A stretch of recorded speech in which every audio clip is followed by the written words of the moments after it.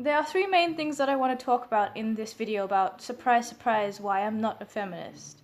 And they kind of fall into these categories of men's issues and the demonization of men, how it negatively affects society as a whole, as all of us, and just my personal reasons and experience. So it is no surprise, and you can't deny that feminism hates men. And I know maybe first and second wave feminism, that shouldn't apply, but you can't deny that the people that are the loudest now and the people that are just saying all of this shit about men, these feminists, there are way too many of them to just say that this is the vocal minority. And I know that there are really, really nice feminists out there, and there are people like Christina Hoff Sommers, who I really admire, but a lot of feminists don't even consider her a feminist, because she doesn't have this same I hate men kind of rhetoric that they do.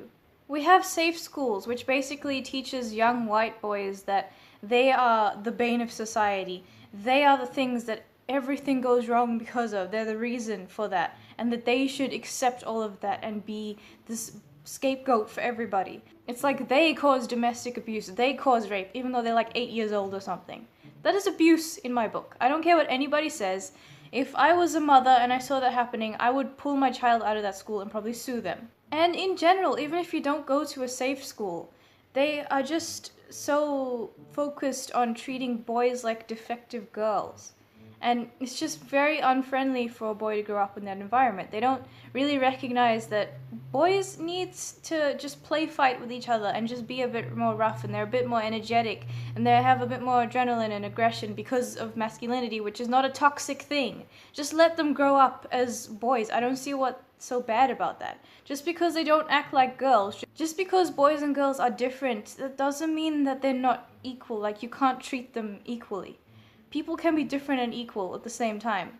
It's fine. I don't see why you have to make boys into girls in order to make everything work out. One of the biggest issues that kind of made me start this channel and talk about the stuff in this way is just because I saw all of those statistics about the domestic violence and rape of men, how there was so much of that happening, and it's basically equal to women, and they are victims just as much of that, and it's not like they are the sole perpetrators and women are the victims. And what angered me about that was that you always have this kind of narrative of, well, men aren't the victims of it, they don't need support groups, they don't need shelters, they don't need resources. Of course they do.